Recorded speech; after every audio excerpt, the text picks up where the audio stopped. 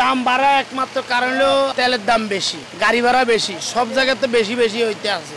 বিভিন্ন জায়গায় একটা ট্রাক আইতে হলে বিভিন্ন জায়গায় টাকা টুকা দিয়ে আইতে হয়। বাজারে তো সব জায়গায় আসলে দ্রব্যমূল্য এখন সব জায়গায় ঊর্ধ্বগতি। এটা আন্তর্জাতিকভাবেই সব কিছুর দাম, ডলারের দাম বেড়ে গেছে, এখন তো সব কিছুই হবে। বিশেষ করে মসুর ডাল, অ্যাঙ্কর ডাল, কম দামি ডালগুলোর দাম বেশি বাড়ছে।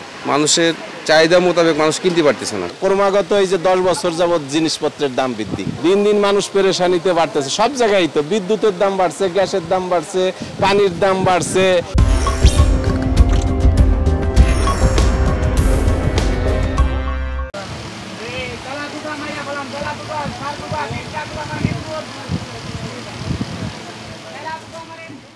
প্রতিটা জিনিসের দামই বাড়ছে। এই যে নুডলস নিচে আগে 120 টাকা, তারপরে 30, এখন 135। ক্রমাগত এই যে 10 বছর যাবত জিনিসপত্রের দাম বৃদ্ধি। চাল যেখানে 50 কেজির বস্তা নাজির চাল কিনছি 2700-2800, সেই চাল হয়ে গেছে 3500। দিন দিন মানুষ পেরেশানিতে বাড়তেছে। সব জায়গায় তো বিদ্যুতের দাম বাড়ছে, গ্যাসের দাম বাড়ছে, পানির দাম বাড়ছে, বাস ভাড়া বাড়ছে। এরকম তো জিনিসপত্রের দাম সব সময় বাড়তেছে। দাম বাড়া একমাত্র কারণ হলো আপনার তেলের দাম বেশি, গাড়ি ভাড়া বেশি, সব জায়গাতে বেশি বেশি হইতে আছে। বিভিন্ন জায়গায় একটা ট্রাক আইতে হলে বিভিন্ন জায়গায় টাকা টুকা দিয়ে আইতে হয়। এই কারণে দাম বেশি। আবার যারা এলসি করে এরা বলতেছে ডলারের দাম বেশি। বিভিন্ন কারণে দাম, কাঁচামালের দাম বেশি, ডলারের দাম বেশি, গাড়ি ভাড়া বেশি, সব জায়গাতে খরচ বেশি। এই কারণে বিভিন্ন আইটেম বাড়তে আছে। আবার সামনে কোরবানি। বাজারে তো সব জায়গায় আসলে দ্রব্যমূল্য এখন সব জায়গায় ঊর্ধ্বগতি। এটা আন্তর্জাতিকভাবেই সব কিছুর দাম, ডলারের দাম বেড়ে গেছে, এখন তো সব কিছুই হবে। এটা একটা নর্মাল ব্যাপার। কিন্তু একটু আর কি সরকারের একটু করা উচিত, মনিটরিং করা উচিত, কারণ অতিরিক্ত করতেছে। এখন আমাদের আসলে মিতব্যয়ী হতে হবে। আগে যেখানে ধরেন 5 কেজি তেল লাগতো, এখন সেখানে কমিয়ে আনতে হবে, এইটাই এখন। আর শাকসবজির বাজারটা হচ্ছে অতিরিক্ত একটা ডিফারেন্স। মাঠ পর্যায়ে এক ধরনের, এই ভিতরে মানে এই বাজারে আসলে পরে আর এক ধরনের, সেইটার মাঝে যে ডিফারেন্সটা সেটা অতিরিক্ত বেশি। এইটা একটু এইটাই কাজ করার দরকার।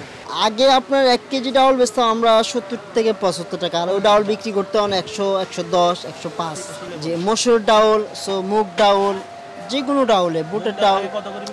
মুগ ডাল আগে বিক্রি করতাম আমি আপনার 70-80 টাকা, আর ওই মুগ ডাল বিক্রি করতে আসি এখন আপনি 110 টাকা, 120 টাকা। বিশেষ করে মসুর ডাল, অ্যাঙ্কর ডাল, কম দামি ডালগুলোর দাম বেশি বাড়ছে।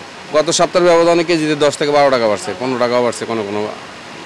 তারপরে মোটা মসুর ডালের দাম বাড়ছে বস্তা যেমন 150 টাকা। তারপরে অ্যাঙ্কর ডালে বাড়ছে আপনার পার কেজিতে প্রায় 10 টাকা, 12 টাকা। তারপর মুগ ডালটা মোটামুটি 2-3 টাকা বাড়ছে, এটা স্বাভাবিকভাবেই, এটা 2-4 টাকা আপ ডাউন হয়। আর বিশেষ করে জিরার দাম বেড়ে গেছে অনেক। জিরার দাম কেজিতে 30 টাকা, 40 টাকা বাড়ছে মানভেদে। আর বিশেষ করে চালের দাম এখন বেশি। চালের দামটা এখন এই মুহূর্তে বাড়ার কোনো যুক্তিগত কারণ আমি দেখতেছি না।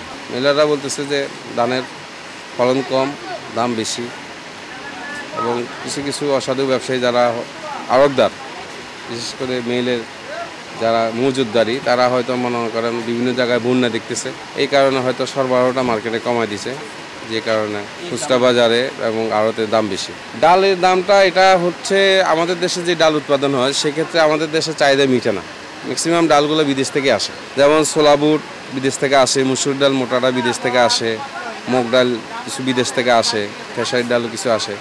তো এই ডালগুলোর ব্যাপারে শুনতেছি যে ডলারের দাম বেশির কারণে উৎপাদন কিংবা তাদের পরিবহন খরচ বেশি, ইন্টারন্যাশনাল মার্কেটে বেশি, বিভিন্ন অজুহাতের কথা শুনি আর কি। আমরা তো আর আমদানি করি না, আমরা হলাম খুচরা রিটেলার না। বিক্রি অনেক অংশেই কমে গেছে। মানুষের চাহিদা মোতাবেক মানুষ কিনতে পারতেছে না, সব কিছু বেশির কারণে।